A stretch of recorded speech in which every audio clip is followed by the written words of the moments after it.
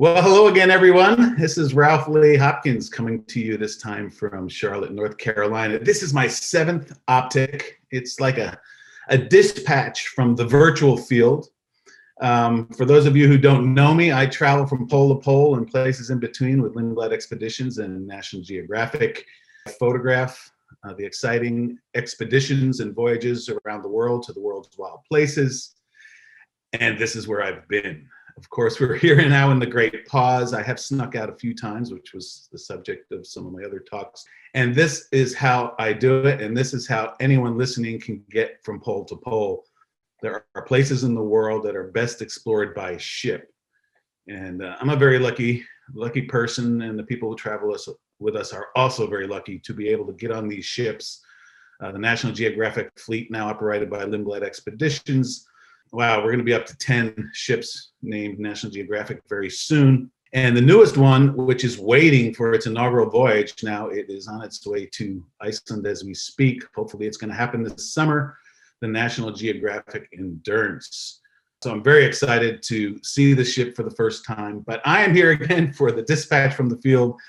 And I want to thank B&H and Lindblad Expeditions, again, for the opportunity to be talking to you at this seventh OPTIC.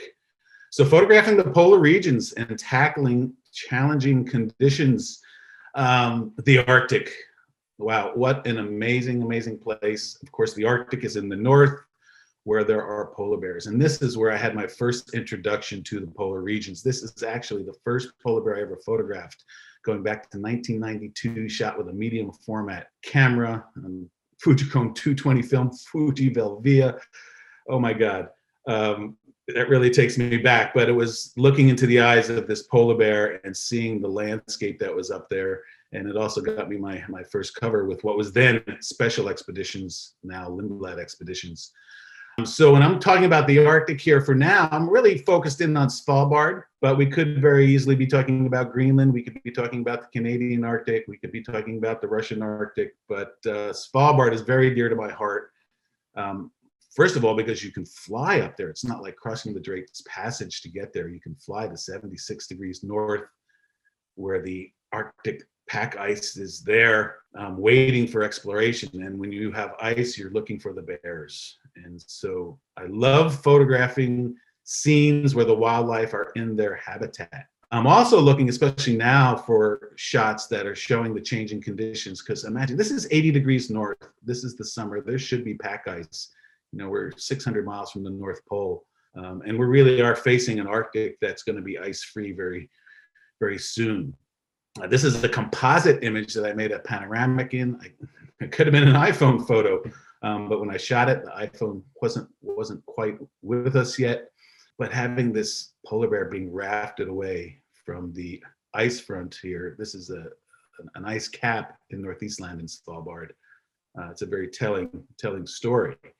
An image that I've used a lot and has been published a lot, and 148 of my friends on the National Geographic Explorer also photographed this bear on this amazing day. But it's just, you're going to hear me talk about the mantra light, composition, moment. And when you have the moment, and this moment of the bear kind of looking at its reflection, not sure if it's going to make it across, again, another telling image about the ice is melting.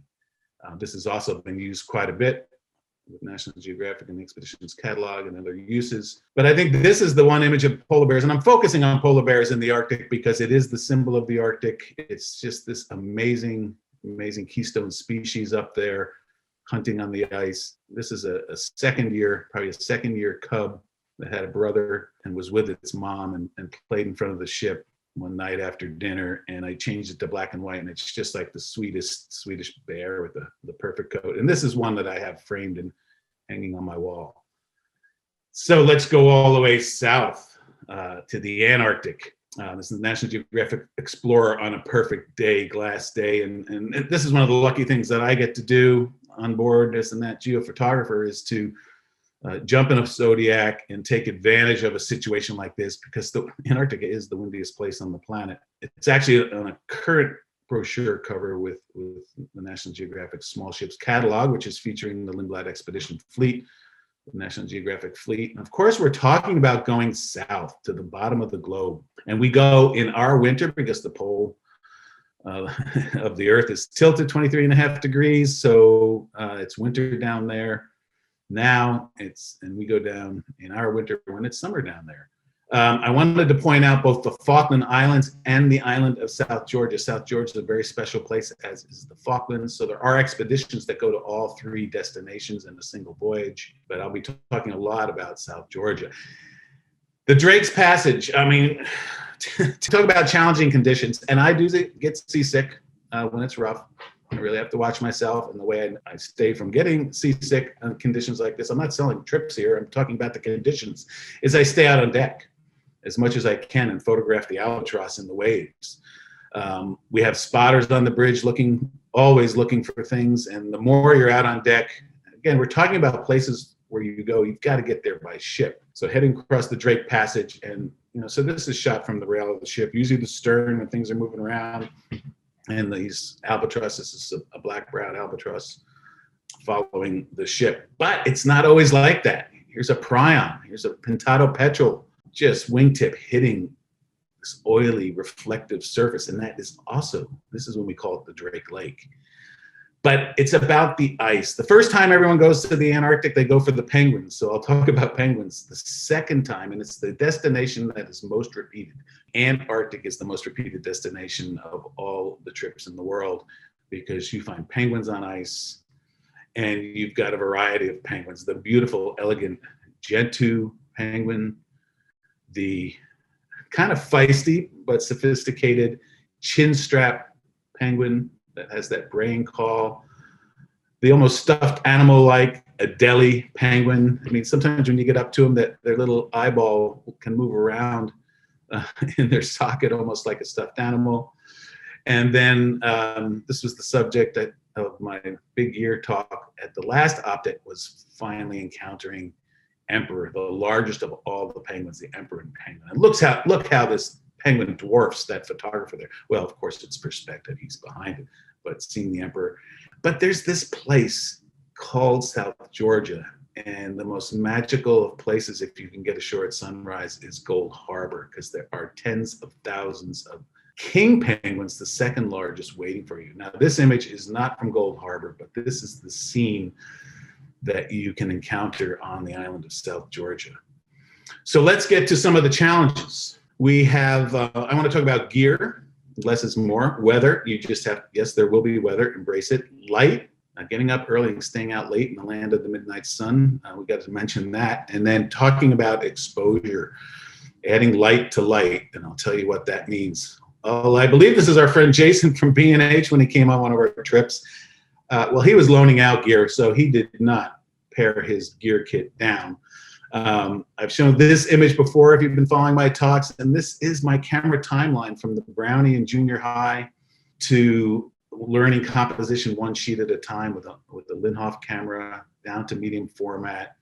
Went through every Canon digital camera, and now I have moved on to Olympus because size matters, especially when you get to be my age.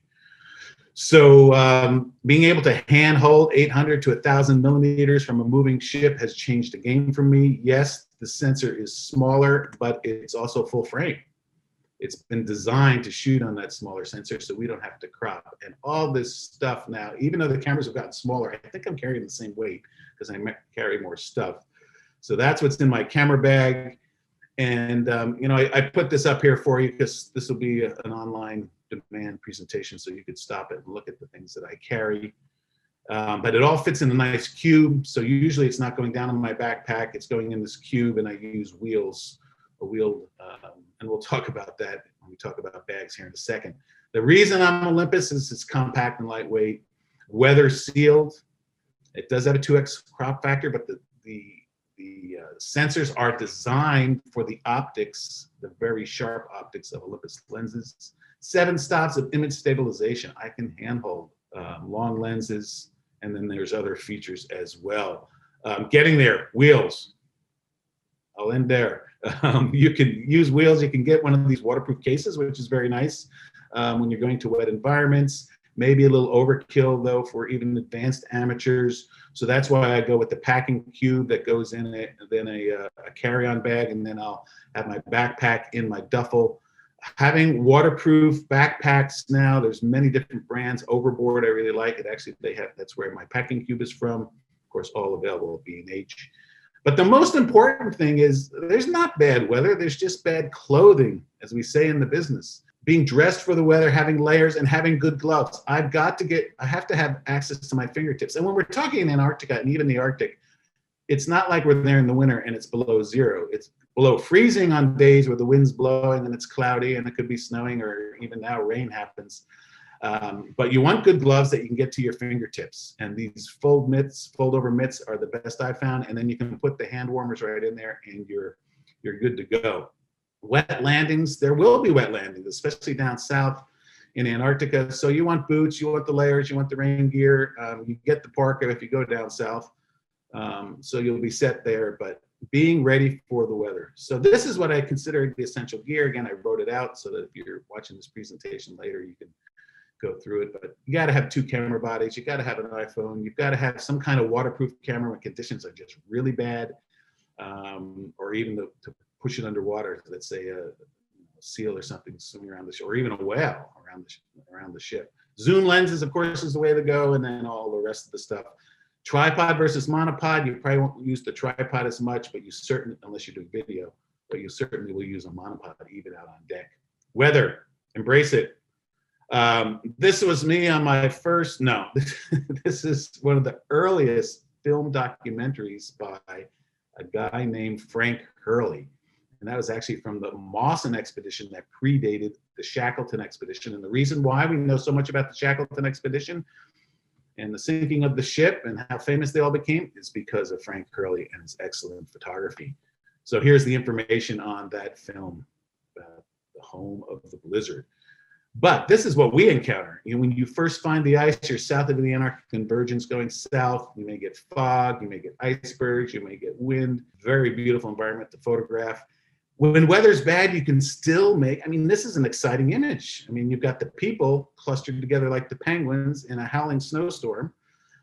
Here's a Gentoo penguin in a howling snowstorm. So you better be able to photograph in a howling snowstorm if you go to these places. And it makes for good images and for good stories, because most of us now love, when you should be telling the story of your adventure. Here's a polar bear in the fog.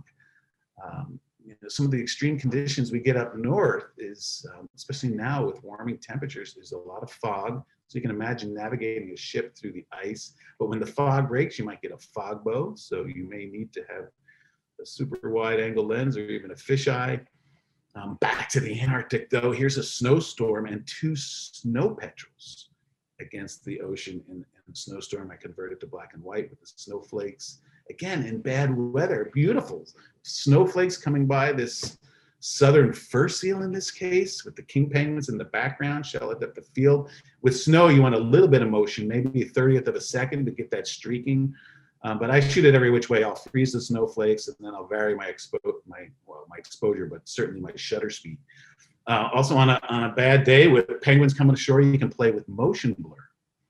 And you always have to ask yourself the question with motion blur, is it blurry or is it artistically blurred? And that's really for the viewer to decide, but you got to shoot a lot of images at, 15th, 30th of a second, moving the camera. Playing with, again, this was a howling day on Deception Island near the old whaling water boats, playing with the snow, blowing off the bow of this little boat here, and I thought it made an effective black and white conversion. And here's a man that's embracing the weather. And again, there's no bad weather, there's just bad clothing. You don't have to go to this extreme, but this is one of our Zodiac drivers, Justin Hoffman, back in the day, wearing the right gear. Light. So here again, I'm saying, so light, composition, moment, the mantra. And this is the number one thing that, you deal with all the time in photography, especially in the Arctic regions, where when you go up north, and we always do get the question when we're this far north, can we see the northern lights? But we're there in the summer. So you've got to go there a different time of the year. But the midnights and the sun does not set when you're above the Arctic Circle during the summer when we're up there. So you're working with this harsh light, and you can do things like I always have to get one starburst in my presentation. But this is how you deal with that harsh, beautiful blue sky. It's the sky that normal people dream of, right? Perfect blue sky, and photographers are like, oh, I need clouds, but here we have clouds, and stopping down an F-22 and pinching it through these Arctic poppies. But look at the feeling tone and the different situation than this. Same type of flower. This was just, some might call it a miserable day. We had all this mist, but everything on the shore was coated with raindrops. Every feather, every flower, every rock. It was just beautiful. But in the Antarctic, it does get dusk because we're not below the Antarctic Circle, because in the Arctic, there's the sea over the pole. In the Antarctic, there's a continent over the pole, so it's very hard to get south of the pole. We do it sometimes, south of the Antarctic Circle. We do it sometimes, but it can be choked with ice. But getting up early, it's not uncommon for the photographers to be up out on deck, 3 in the morning. We're heading into what we call Iceberg Alley in the Wet Sea. And it is just gorgeous. Sometimes you get, here's this like a spotlight of light coming through the clouds. I think the rest of the day it was cloudy. So if you woke up at normal time, 7 a.m. in time for the beautiful buffet breakfast on board, you probably would have missed this light. Sunrise landings in South Georgia. Well, we adjust the clock so it's not as early as it seems. But imagine you're on vacation and they wake you up at 4:30 in the morning. It's an optional wake-up call. You can just ignore it and continue sleeping if you want to miss a gorgeous sunrise like this. Now, this image goes back a number of years, and I believe 2004 somewhere in and about there. Tom Mangelson was with us on this trip. It was a photo expedition. Tim Soper got us ashore early. And this is when our memory cards weren't so big. Maybe we had 2 gigabyte memory cards. All of us shot every card up before breakfast, because the light was that amazing. Other mornings, again, I love that spotlight light, and a couple just king penguins going out to sea here. And then this is back to Gold Harbor, where it's just being baked at 4 or 5 in the morning. Well, this is probably 5, 6 in the morning with the way we adjusted our clocks, with these penguins ready to go out to get their meal for the day. So we spend a lot of time on deck. This is back up in the Arctic with the midnight sun. So it's probably later in the summer because it's kind of becoming tangential to the horizon, and spending time on deck. And sometimes the colors are very subtle. So again, we're dressed in our gloves. You can go in for hot chocolate anytime in this case. So it's not like we're out camping, but the light, when you're that far north, the twilight just lasts and lasts and lasts. So you have to pull yourself to go get some sleep. You just have to pull yourself off deck and pull your dark out shades, because the scenes like this just continue when there's good light. And I have to share this one because it's the number one, and this is where Captain Martin said, nobody goes to bed tonight, because it had been a miserable day. We went through the Lemaire Channel to the south end, and he had seen on the satellite that the front was moving and that the sun would peak out after dinner, and he was right. Again, when the sun is in these higher latitudes, even in the south, it's still higher latitudes going towards the South Pole, the sunsets just last, and the light just continued probably for an hour or 2 like this, and we cruised through the ice with everyone just shooting up every memory card. So how do you work with the light, especially in this white environment? And Stefan Lundgren, longtime naturalist with us, he coined this phrase, add light to light. And then I added, keep your histogram to the right. Because what your camera tries to do is stop down and make everything gray. It thinks gray is the right exposure. So you're constantly fooling your camera so that you can get white snow like this. Yes, you can do it in post, but you want the data to work with. Most of your color information is on the right side of the histogram, so you want to shoot bright. And so in this case, shooting it bright and then adjusting and processing Photoshop and just letting the background go white.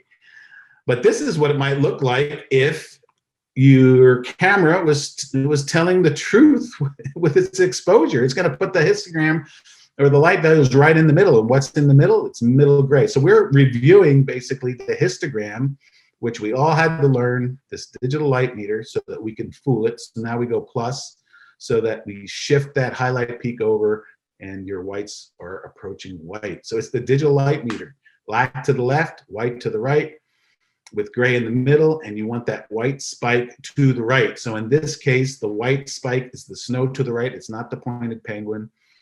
And then the small hump is not the hump of the left-hand penguin. It is just how much of darker tones are represented by the penguin's feathers. So the mantra, add light to light, keep your histogram to the right, will help you remember how to fool your camera. But there are other situations.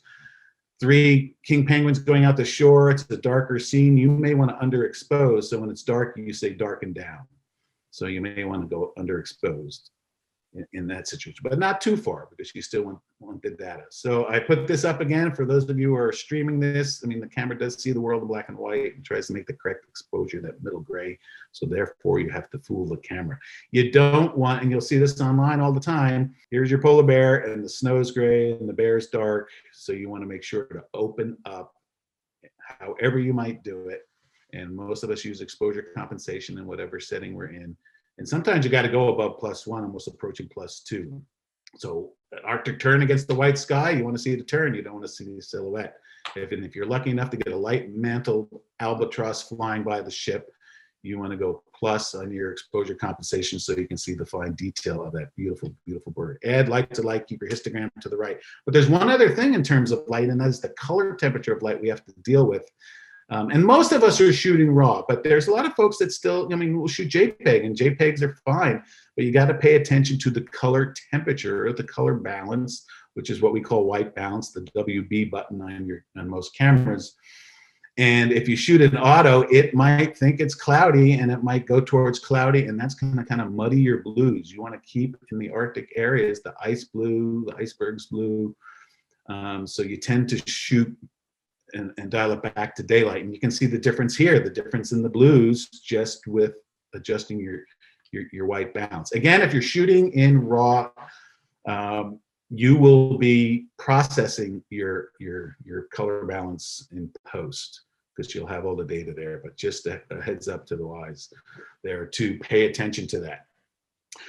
So the mantra, getting back to the mantra, light composition moment. Again, I'm looking for shots when I'm out there that tells the story of the expedition, that makes you want to go there, that hopefully it's not only what it looks like, but what it feels like, that sense of place. So here's a Zodiac shot through a beautiful blue iceberg. Actually, this was in the Canadian Arctic.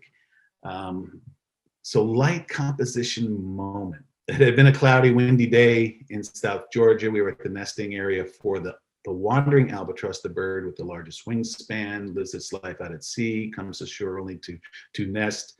And we're lucky enough to go visit this refuge called Pryan Island. And on this day, Paul Nicklin was on this trip actually as well. So he has a very similar image in his book. We had a rainbow, and the rainbow lasted, because we cycled the groups through, it lasted the entire landing. It just kind of hung there with the sun coming through the clouds. And then this is the courtship display of the wandering albatross. So to put it all together, you really want to do the storytelling images. You'd like to, because we want you all to become ambassadors. You'll be doing your own dispatch from the field. We want you to become ambassadors for the place you travel in the world, because we're very privileged people to be able to go to these places. And the more you know about a place, and if you capture wonderful, beautiful images about a place, you should be telling the story about how amazing these places are and why they're deserving of protection. So, we give you a little formula, establishing shots, look for the activities of what you're doing, so to make people want to be there. Because if it's all just straight wildlife, I mean, that's a category as well, but it's like, who were you there with? And people can put themselves, don't you want to be in that Zodiac on the other side of that arch? They're not under the arch and they don't drive through the arch. They're on the other side. It's very safe. And then shooting details that'll give visual variety. Oh, this was the time we got stuck in the ice. No, this is a setup shot. Of course, it's not like the Endurance, even though we do have a ship now called Endurance. But this is the type of thing. This was a magical evening, and talk about struggling with the color balance here. When this coming out of the camera, this is so blue because the light is low, the clouds are thick, it was snowing. You can see every piece of ice here has about 6 or 8 inches of snow on it. Just a beautiful scene. You can see all the snow on the Zodiac as well. But we were dressed for the weather and had a great time. Telling the story of encountering a leopard seal. And these are the leopard seals that that aren't that friendly to penguins, because that's what they eat, a large percent of their diet. So the story, the feeling tone, talk about the moment of the leopard seal opening its, the wide gape of its mouth versus this shot, which is cute, a wet L seal on the ice. So how you shoot it, when you shoot it, what moment you capture is really going to give you a feeling tone. And so you can lead the viewer then through, when you're telling your story, through the exciting encounters. And what about this? Tom Ritchie here with a Gentoo penguin that jumped in his boat. A lot of times penguins will jump in boats when there's a leopard seal around. We don't know if that was the case. We never did see the leopard seal, but it hung out with Tom for a while we were ashore. And again, there is no substitute for cute, of course, but here's another kind of bad day situation. It's snowing, and I chose in this case to freeze the snowflakes. And when you're shooting in the snow, you've got to shoot a lot of images, because there's times when the snowflakes, are in bad spots or over the eye or something. In this case, these guys are just blissing out together, having reunited on the ice. It's early in the season, so they probably haven't laid an egg yet. They're just dreaming of their future family. And speaking of future families, again, you don't have to show the whole animal, coming in tight. It's hard to find clean penguins, especially by the time they have chicks. This was at Port Lockroy. There are distance requirements. You stay 3 meters away, 15 feet away from the penguins, not to disturb them. In this case, they were nesting right along the trail up to the hut. Getting ashore, another storytelling image. You can see that I love threes, the dynamic three. So I'm looking for foreground. These king penguins in South Georgia just happen to come ashore, but it tells the whole story. We're going ashore to see penguins. The ship is offshore, and the Zodiac's coming ashore for a wet landing. This would be a compelling image here. Now we're ashore, hiked up a little, get a little vista looking out back towards the sea here, and to have one red coat, to have, I don't want a crowd here, but to have that one red coat in this scene, it makes me want to go back. Now there's times when penguins approach you. So here are some folks, and you want to get down, you want to change your perspective. This is where you're controlling your composition. The light's overcast. Composition, how do you make it compelling? You can get down low, try to simplify the background, or you can zoom in tight. I mean, look at the exquisite coloration of these king penguins. It's like they're just like brushed. Everything's just so perfect with them. But by getting down low, you control your background, and then that crossing bill gives it a moment, light composition moments. Not so much about the light, but the composition in the moment here. And what about Timmy and Eddie? Boy, I just got to notice that the young man on the right is getting married. Have I been doing this that long? Yes, it's my 32nd year. I'm going to the Antarctic over 20 years, in the Arctic over 20 years, and now a lot of the folks that I've grown up with, these kids they're grown up. But what a moment here, polar bear approaching the ship, and with one of our travelers. And there is just times where you can see she doesn't have the camera to her eye, where you just have to take in the moment, get the shot. I'm a lot calmer taking it in once I have the image. And then, because there are those special images, those special moments. And polar bears' ships actually are pretty quiet if they come on and approach the ice very slowly, because you don't go in broadside, you come in very slowly. And so you can let sleeping bears lie, or this bear might have walked around on the ice and just lay down and went back to sleep while we were watching. But this is shot from the ship near the ice floe. And I'll leave you with this. The thought of, the polar bear walking out of the frame kind of breaks the rules. I'm not giving it space to go into, because it's about the footprints. But if you go from pole to pole and you face these we call them challenging conditions, you can go back to the ship and have hot soup and a hot shower. So it's not like we're Shackleton out on the ice, but seeing polar bears in their natural habitat, going down and seeing penguins, and going down again to really experience the ice, will really change how you view the planet, and just how precious these wild places are. And you'll become an ambassador to help protect these wild places. So I think I'll leave it there. Enjoy the OPTIC virtual conference, and we hope to see everyone in New York hopefully next year. Thank you very much.